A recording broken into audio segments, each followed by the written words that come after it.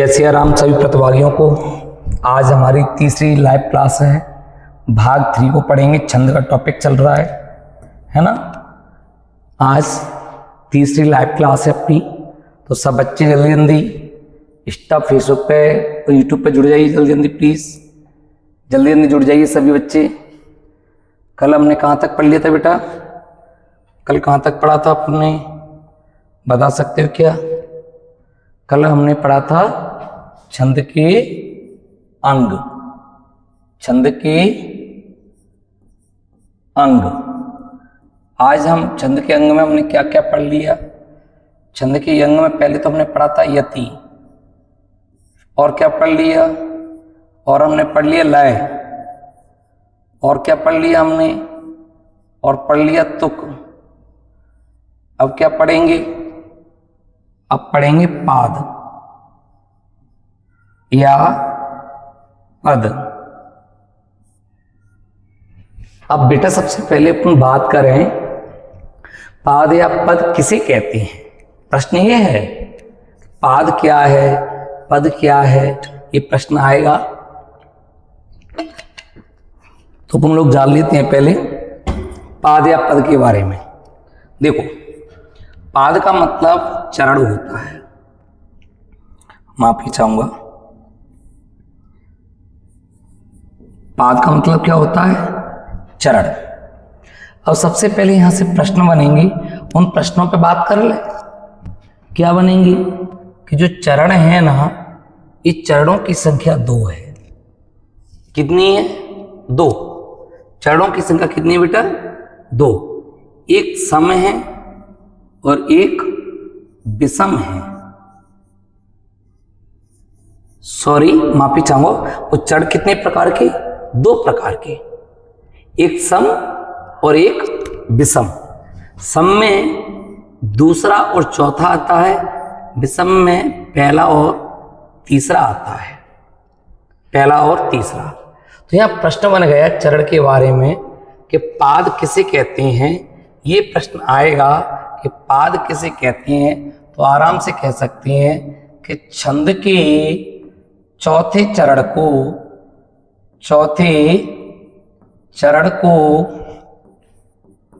पाद या पद कहते हैं। पाद या पद कहते हैं। Any doubt? आराम से कह सकते हैं पाद किसे कहते हैं। तो छंद के चौथे भाग को पाद या पद कहते हैं। यह 2 प्रकार के होते हैं। कितने प्रकार के? 2 प्रकार के होते हैं।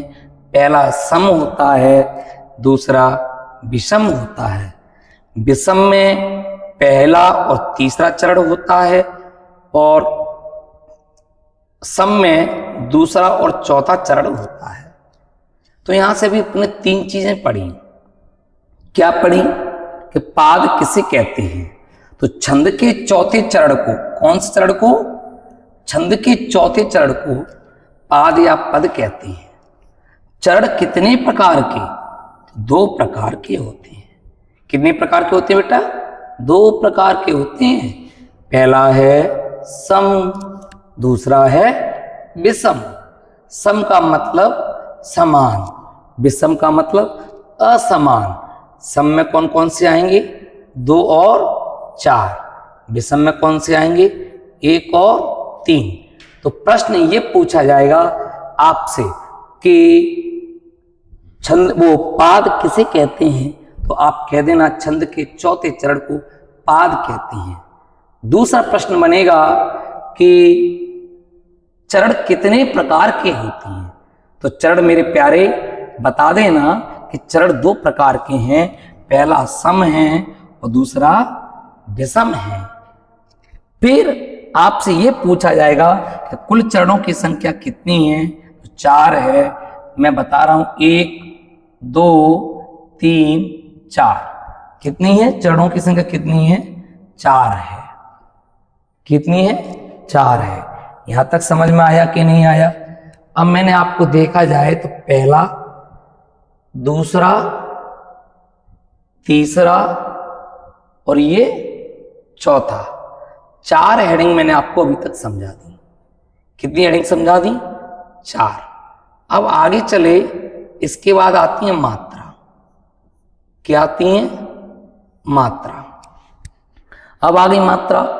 अब मात्राओं के बारे में भी हमें पता होना चाहिए कि मात्रा कितने प्रकार की होती है। तो मेरे प्यारे याद रखना, मात्रा दो प्रकार की हैं, एक ह्रस्व होती है और एक दीर्घ होती है। हालांकि संस्कृत में इसको तीन माना गया है। एक प्लुत और होता है, वो संस्कृत में होता है, हिंदी में उसको इतनी प्रधानता नहीं दी गई। हिंदी में दो प्रकार की मानी गई। पहले में जो आती है अ, ई, उ, ऋषि, ये चार होती हैं। दीर्घ में जो आते हैं उनकी संख्या 7 होती है। आ, ई, बड़ा ऊ, बड़ी ई, है ना। फिर आएगा ए, आई, ओ और औ। ध्यान रखना, ये होती हैं। हालांकि इसके मात्राओं के बाद में दो वर्ड और आते हैं। एक आयोगवाह आता है,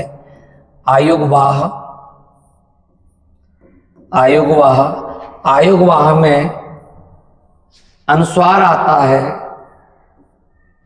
आता है और विसर्ग आता है। इसके अलावा एक और होता है अनुनासिक। कौन सा होता है बेटा? अनुनासिक। तो प्रश्न आपसे मैं पूछना चाहूंगा, तो क्या आप जवाब दे पाओगे बेटा?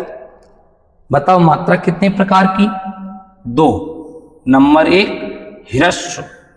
ह्रस्व को अपन लघु भी कहते हैं।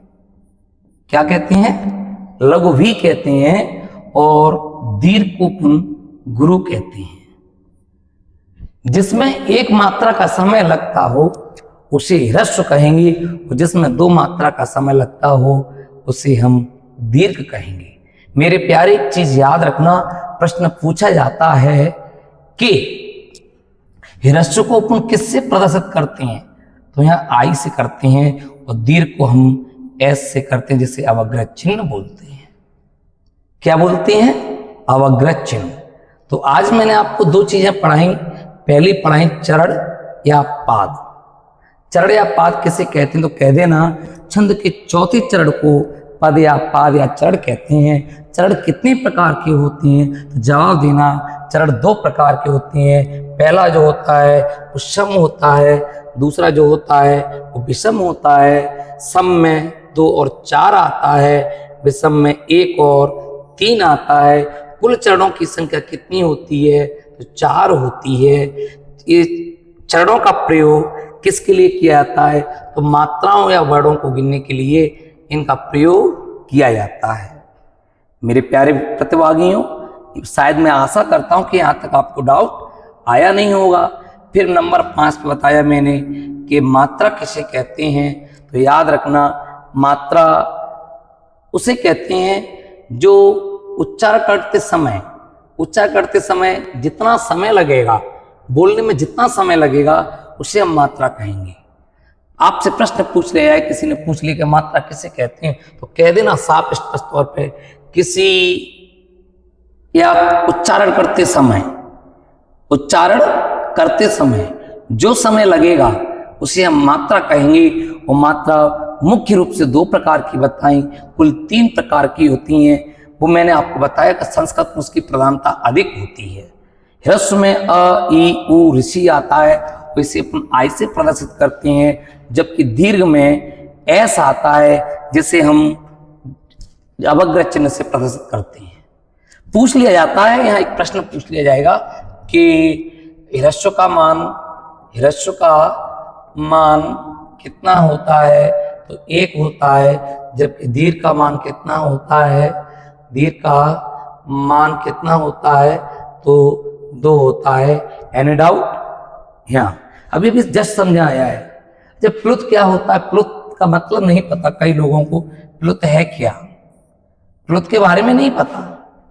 तो मैं बता दूं मेरे प्यारे, प्लुत का मतलब होता है जिसमें 3 मात्राओं का समय लगे।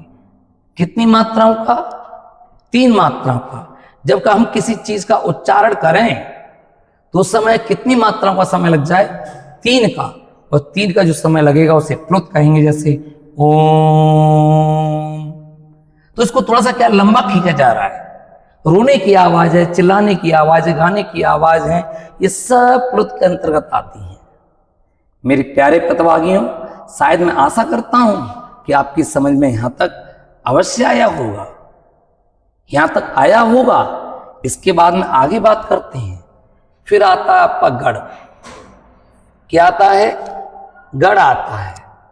अब गढ़ में क्या होता है, 3 ऊंटियां बन जाती हैं। इसे मैं क्लियर कर दूं कि गढ़ 8 गढ़ों की संख्या 8 होती है और प्रत्येक गढ़ में 3 वर्ण होते हैं और गढ़ का प्रयोग वर्णिक छंद को गिनने में किया जाता है। Any doubt? तो कह सकते हैं गढ़ किसे कहते हैं? तो आप कह सकते हो कि गढ़ उसे कहते हैं जिसका प्रयोग वर्णिक छंद को गिनने के लिए किया जाए। किसको गिनने के लिए किया जाए? वर्णिक छंद को। कौन से छंद को? वर्णिक छंद को। गढ़ की संख्या कितनी है? 8 है। गढ़ की संख्या 8 है। प्रत्येक गढ़ में कितने वर्ण होते हैं? 3 होते हैं। कितने होते हैं? 3 होते हैं। इसका एक सूत्र होता है यह, चलो मैं सूत्र को थोड़ा अलग से बताता हूं बेटा। अब हम इस सूत्र के माध्यम से सारी चीजें समझने की कोशिश करेंगे। सूत्र से, सूत्र क्या है? य मा ता रा ज भा न स ल गा। ये हो गया। हम अभी पढ़ रहे हैं सूत्र, सूत्र दिया गया है। इसके लिए हम टेबल बना लेते हैं एक। चलो लो भैया, और लो भैया, टेबल बना ली हमने। टेबल में सबसे पहले क्या आएगा? पहले आएगा गढ़, फिर आएंगे गढ़ में वर्ड, गढ़ में वर्ड, फिर मैंने बताया फिर आएंगे चिन्ह, फिर आएंगे उपनाम। क्या आएंगे? उपनाम। ध्यान रखना मेरे प्यारे प्रतिभागियों, हम पढ़ के आ रहे हैं गढ़ का सूत्र। किसका सूत्र? अब पता कैसे चले कि गढ़ 8 हैं? पता कैसे चले कि गढ़ों में प्रत्येक गढ़ में 3 वर्ण हैं?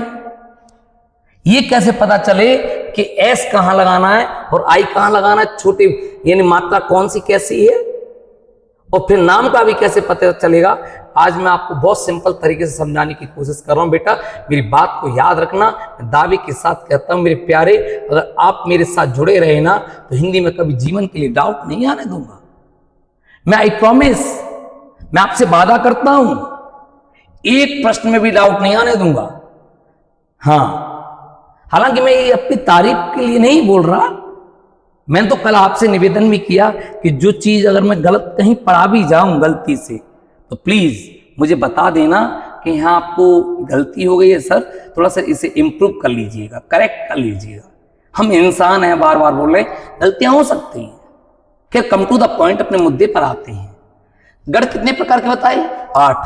तो क्यों ना फिर अपने ऐसा करें, 8 गढ़ पहले लिख लो। 1 2 3 4 5 6 7 और अंतिम 8। कितने गढ़ हो गए? 8 हो गए।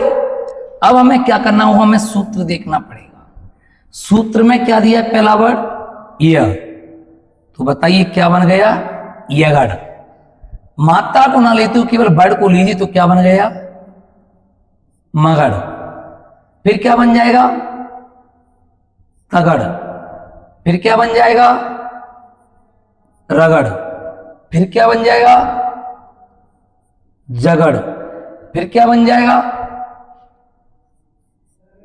भगड़। फिर क्या बन जाएगा? नगड़। फिर क्या बन जाएगा?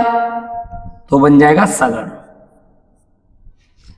मेरे प्यारे प्रतिभागियों, अब कितनी हो गई? 8। तो सर ये क्या है फिर? ल और गा, तो ल का मतलब है लघु, और लघु को अपन किससे प्रदर्शित करते हैं? आई से। और गा का मतलब है गुरु, जिसे हम किससे प्रदर्शित करते हैं बेटा? एस से। Any doubt? जिसे अवग्रह चिन्ह भी बोलते हैं। यहां तक समझ में आया होगा। अब एक चीज बताइए, देखो हमने ये सारी चीजें पढ़ी, अब हमें क्या बोला, गढ़ में कितने वर्ड होते हैं? गढ़ की संख्या तो 8 है, और प्रत्येक गढ़ में कितने वर्ड हैं? 3। तो हमें क्या करना होगा, पहले 3 वर्डों को लिख लो। ये 3 वर्ड दिख रहे हैं आपको, य म ता। हमें एक वर्ड आगे का हटाना है और एक वर्ड आगे का जोड़ना है, मा ता रा। अब ऐसे ही फिर इसको हटाएंगे मां को, तो क्या जुड़ जाएगा हमारे साथ? ज, ता रा ज। ऐसे ही ता को हटाएंगे तो क्या जुड़ जाएगा? रा ज भा। ऐसे ही रा को हटाएंगे तो क्या जुड़ जाएगा? ज भा न। ऐसे ही ज को हटाएंगे तो क्या जुड़ जाएगा? भा न स। ऐसे ही भ को हटाएंगे तो क्या जुड़ जाएगा भैया? न स ल। ऐसे ही न को हटाएंगे तो क्या जुड़ जाएगा भैया? कोई वर्ड नहीं छोड़ा तो स लगा। Any doubt? नहीं है ना? यहां तक समझ में आया क्या आपके में? आशा करता हूं कि आपकी समझ में आया होगा। फिर मैंने अभी अभी बोला है कि मात्रा कितने प्रकार की हैं, तो आपको बताया मात्रा 2 प्रकार की है, एक ह्रस्व है और एक दीर्घ है। ह्रस्व में कौन कौन से वर्ड आते हैं? छोटा आ, छोटी ई, छोटा ऊ और सी, जिन्हें हम आई से प्रदर्शित करते हैं। जबकि दीर्घ में कितने वर्ड आते हैं? बड़ा आ, बड़ी ई, बड़ा ऊ, बड़ी ए, आई, ओ और औ। इसके अलावा 2 मैंने और बताए थे, अनुस्वार और विसर्ग, अंग और है। इनको हम किससे प्रदर्शित करते हैं ये बताइए? किससे प्रदर्शित करते हैं? इन्हें हम एस से प्रदर्शित करते हैं। तो याद रखो, यह पे किसकी मात्रा है? छोटे आ की, आई आएगा। मां पे किसकी मात्रा है? बड़े आ की, बड़े आएगा। इस पे किसकी मात्रा है? लो भैया, बड़े आ की। इस पे किसकी मात्रा? तीनों पे बड़े आ की मात्रा। लो भैया, तीनों पे बड़े आ की मात्रा आ गई। यहां इन पे किसकी मात्रा है बेटा? लो भैया, एस आई, फिर S I, S I, S I, S I, I, I I I, I I और एस। ये हमने चिन्ह बना लिए। क्या बना लिए? चिन्ह बना लिए मेरे साथियों। यहां तक दिक्कत आई हो तो मुझे बता सकती हो, मैं कमेंट में मुझे कमेंट कर सकते हो। उससे समझ में नहीं आया तो मैं आपको बाकायदा बिल्कुल समझाऊंगा। आगे बात करते हैं। अब हमें ये देखना है उपनाम कैसे बनेगा। संख्या किसकी कम है? इसकी, लेकिन है कहां ये? आगे है, इसलिए इसे आदि लघु बोलेंगे। जिसकी संख्या कम होती है उसे पहले लगाते हैं मेरे प्यारे, आद लघु। ये सब क्या है? सर्व गुरु। सब कौन है? ये गुरु हैं। अब संख्या किसकी कम है? लघु की, लेकिन लघु है कहां? अंत में है, इसलिए इसे क्या बोलेंगे? अंत लघु। अब संख्या किसकी कम है? लघु की, लेकिन लघु है कहां? मध्य में, इसलिए मध्य लघु बोलेंगे। अब संख्या किसकी कम है? गुरु की, लेकिन गुरु कहां पर है? मध्य में है, इसलिए मध्य गुरु बोलेंगे। अब संख्या किसकी कम है? गुरु की, लेकिन गुरु कहां है? पहले है, प्रारंभ में है, तो इसे आदि गुरु बोलेंगे। आदि गुरु। संख्या कैसी है? यहां सर्व कौन है? लघु है, ये लघु हो गए। संख्या किसकी कम है? संख्या आपको पता है कि संख्या किसकी कम है? वो है गुरु की, तो यहां बोल देंगे अंत गुरु। शायद आपकी समझ में आया होगा जो मैंने अभी आपको समझाया है। एक बार मैं आपको पुनः पीछे के रिवाइज कराने के लिए ले जाता हूं, समझा देता हूं आपको कि आपके समझ में अच्छे से आ जाएगा। सबसे पहले हमने क्या पढ़ा, थोड़ा सा 1 मिनट रुक जाइए, मैं आपको समझाने की कोशिश करूंगा एक एक चीज। सबसे पहले हमने क्या पढ़ा था? सबसे पहले हमने क्या पढ़ा है? छंद के अंग। क्या पढ़ा है हमने? छंद के अंग। छंद में सबसे पहले क्या पढ़ा था? यति। यति की परिभाषा क्या बताई थी कल मैंने? किसी बात को समझाने के लिए, किसी बात को स्पष्ट करने के लिए जहां विराम लिया जाएगा वो क्या कहलाएगा? यति कहलाएगा। नंबर 2 क्या पढ़ाया मैंने? लय। लय का मतलब मैंने बताया था कि लय का मतलब होता है प्रवाह। जिस लय में दोहा पढ़ा जाएगा उस लय में चौपाई नहीं पढ़ी जा सकती, और जिस लय में चौपाई पढ़ी जाएगी उस लय में दोहा नहीं पढ़ा जा सकता। कहने का मतलब सभी छंदों की लय अलग अलग होती है, अलग अलग तरीके से पढ़े जाते हैं। तीसरी बात, तुक। मैंने कहा पंक्ति के अंतिम वर्णों को मिलाना तुक कहलाता। जैसे कल मैंने एग्जाम्पल बोला, जय हनुमान ज्ञान गुण सागर, जय कपीस तिन लोक उजागर। तो पीछे गर आया मेरे प्यारे, गर आया तो गर का मतलब क्या था? दोनों उजागर और सागर में ये तुक मिल गई थी। और नंबर 4 पे मैंने क्या पढ़ाया मेरे प्यारे? पाद। क्या पढ़ा रहा हूं? पाद। पाद किसे कहते हैं? तो छंद के चौथे चरण को पाद कहते हैं। और पाद की जो पाद होते हैं वो 2 प्रकार के होते हैं। वो इसके जो पादों में जो चरण होते हैं वो 2 प्रकार के होते हैं। एक सम होता है, एक विषम होता है। विषम में पहला और तीसरा चरण आता है, जबकि सम में दूसरा और चौथा चरण आता है। कुल चरणों की संख्या 4 होती है। आपको दिख रहा होगा 1 2 3 और 4। यहां तक मैंने पढ़ाया। नंबर 5 पे मैंने आपको मात्रा पढ़ाई। मेरे प्यारे याद रखना, मात्रा 2 प्रकार की, मुख्य रूप से 2 प्रकार की होती हैं। मैं बार बार बोल रहा हूं, कोई डाउट करे उससे पहले कि संस्कृत में प्लुत होती है, प्लुत के बारे में भी मैंने समझाया। और ह्रस्व में आपके 4 वर्ड आते हैं, क्योंकि मूल स्वरों की संख्या ही 11 होती है। तो छोटा आ, छोटी ई और छोटा ऊ, और ऋषि, जिसे हम किससे प्रदर्शित करते हैं? आई से प्रदर्शित करते हैं। और दीर्घ को हम किससे? बड़ा आ, बड़ी ई, बड़ा ऊ, ए ऐ ओ औ, इसे हम एस से प्रदर्शित करते हैं, जिसे हम गुरु या दीर्घ कहते हैं। 2 वर्ड और होते हैं इसी में, अंग और है। पर ये इसका मतलब ये नहीं है कि अंग है तो ये दीर्घ में आएंगे, नहीं। ये आयोग वाहक के हिस्से हैं। इसे अनुस्वार कहते हैं, इसे विसर्ग कहते हैं। ये अनुस्वार है और ये विसर्ग है। एक अनुनासिक होता है जिसे हम चंद्र बिंदु कहते हैं। क्या कहते हैं? चंद्र बिंदु कहते हैं। यहां तक मैंने समझाया, आगे और बात करते हैं। ह्रस्व का मान कितना बताया बेटा मैंने? 1, जबकि दीर्घ का मान कितना होता है? 2। आई माने 1, एस माने 2। प्लुत जिसमें 3 मात्रा का समय लगता हो उसे हम प्लुत कहते हैं। अब यहां तक मैंने आपको कितनी चीजें समझाई? यहां तक हो गए। फिर आया नंबर अगला 6वां, वो गढ़ है। वो गढ़ों की संख्या कितनी है मेरे प्यारे? 8 है। कितनी है? 8। प्रत्येक गढ़ में कितने वर्ड? 3। गढ़ का प्रयोग किसके लिए किया जाता है? वर्णिक छंद को गिनने के लिए किया जाता है। गढ़ का सूत्र क्या होता है? गढ़ का सूत्र होता है य माता राज भानस लगा। यह माता राज भानस लगा, ये सूत्र होता है, याद रखना। फिर मैंने गढ़ कितने बताए? 8। तो 8 गढ़ मैंने आपको बताया कि 8 गढ़ ऐसे बने।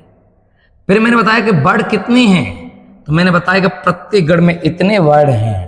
फिर मैंने आपको चिन्ह बताए, फिर मैंने आपको उपनाम बताए। ऐसे करके मैंने यहां तक समझाया, आपकी समझ में आया होगा। इसके कुल 7 अंग हैं। छंद के 7 अंग हैं। तो एक अंग कौन सा है सर? आपने 6 तो पढ़ा दिए, उसको और बता दो। तो वो वर्ड है। कौन सा है?